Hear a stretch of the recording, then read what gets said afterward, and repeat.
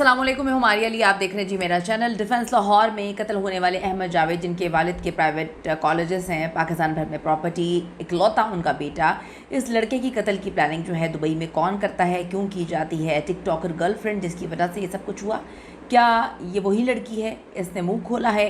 कातिलों को अब तक आखिर गिरफ़्तार क्यों नहीं किया गया? गिरफ़्तारी से बचाने का मकसद बैरून मुल्क फ़रार करवाना था, और कौन इस सारे के सारे मामले में मुलव्वस है, ये एक बहुत इंपॉर्टेंट पॉइंट है। असल कहानी अब खुलना शुरू हो चुकी है। बड़ी बाकायदगी से ये एक प्लानिंग और इकलौते लड़के को कत्ल किया गया। दो लड़कियां कैसे दो ताकतवर ग्रुप्स को चला रही थी।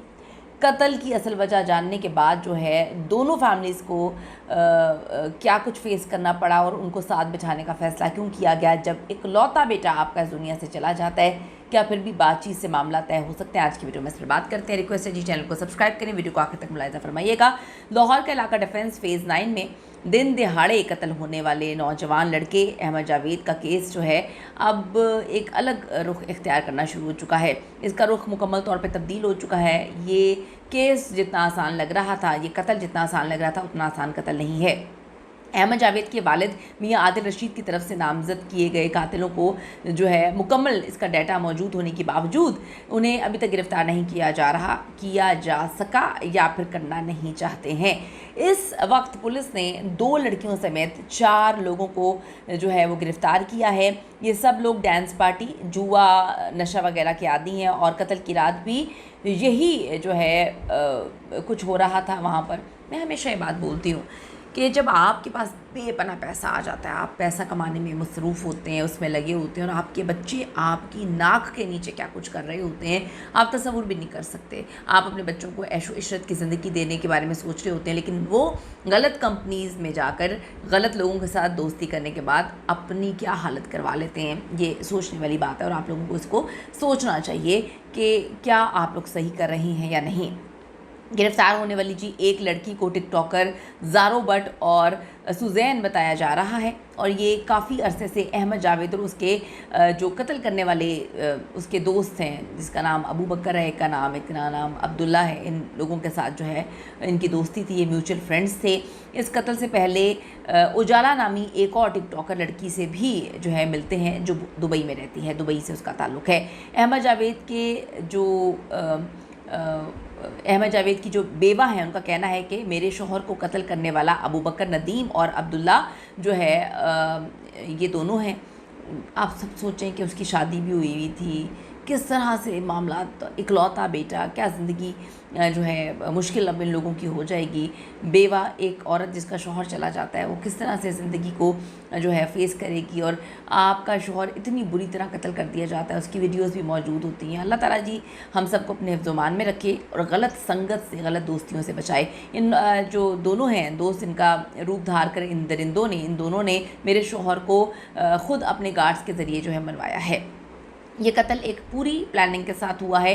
अबू बकर नदीम का ताल्लुक़ हसन खान असलहा डीलर और अब्दुल्ला खोकर का लाहौर की एक बड़ी सियासी फैमिली खोकर ख़ानदान से बताया जाता है। यही वजह है कि जी मेरे शोहर को जो कत्ल करने वाले कातिल हैं, उनको अभी तक गिरफ़्तार नहीं किया जा सका, उनके बाहर भागने का इंतज़ार किया जा रहा है। अहमद जावेद की फैमिली का कहना है कि कातिलों को मुल्क से फ़रार करवाने के लिए मुकम्मल तैयारी जो है वो कर ली गई है।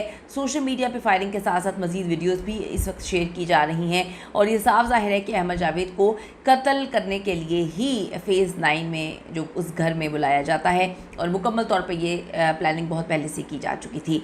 झगड़े की वजह एक लड़की से दोस्ती का तनाज़ा बताया गया है, और ज़राए के मुताबिक जब ये मामला हुआ, दोनों फरीकैन और उनके मुश्तरका दोस्त एक तकरीब में दोबारा इकट्ठे हुए थे। शुबह है कि पार्टी के मेज़बान ने सुलह करवाने के लिए सबको बुलाया था। इसी दौरान दोबारा झगड़ा शुरू हुआ, जिसके नतीजे में फायरिंग हुई। अब ये भी देखना चाहिए कि जिसने सुलह करवाने के लिए बुलाया था, उसने जेन्युइनली सुलह करवाने के लिए बुलाया था या उनके भी कोई और मकासद थे। पुलिस के मुताबिक फायरिंग से अहमद जावेद जाम बहक, जबकि उसका ड्राइवर सोहराब जो है वो ज़ख्मी हुआ था, और फिर अहले खाना को बुलाया गया। पुलिस ने 3 ख़वातीन समेत 4 अफराद को हिरासत में लेकर भी बयानात जो है वो कलमबंद कर दिए हैं। वाक़े की FIR मकतूल के वालिद मियां आदिल रशीद की मुद्दत में दर्ज की गई है। पुलिस ने मरकज़ी मुल्ज़िमान की गिरफ़्तारी के लिए छापे मारना शुरू कर दिए, और हुकाम के मुताबिक जल्द मुल्ज़िमान गिरफ़्तार करके मज़ीद हक़ाइक़ भी सामने लाए जाएंगे।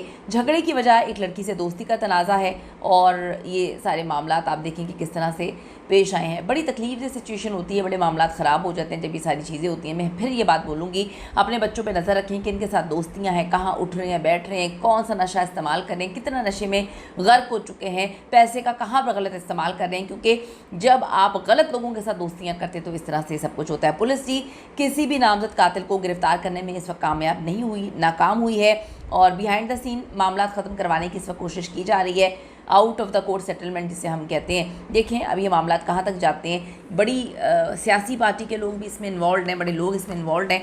आप देखें कि अगर इन दरिंदों को गिरफ्तार करके उस लड़के को इंसाफ नहीं मिलता तो आप ये सोचें कि इतनी बड़ी फैमिलीज़ में जब ये मामलात हो रहे हैं और सेटल करने की कोशिश की जाएगी तो आम लोगों के साथ ये दरिंदे क्या सलूक करेंगे, आम लोगों के साथ ये क्या कुछ करते आए होंगे, क्या इन लोगों का ये पहला कत्ल है। ये सोचने वाली बात है। अपनी कीमती राय इस सवाल से ज़रूर दीजिएगा। सी यू इन द नेक्स्ट।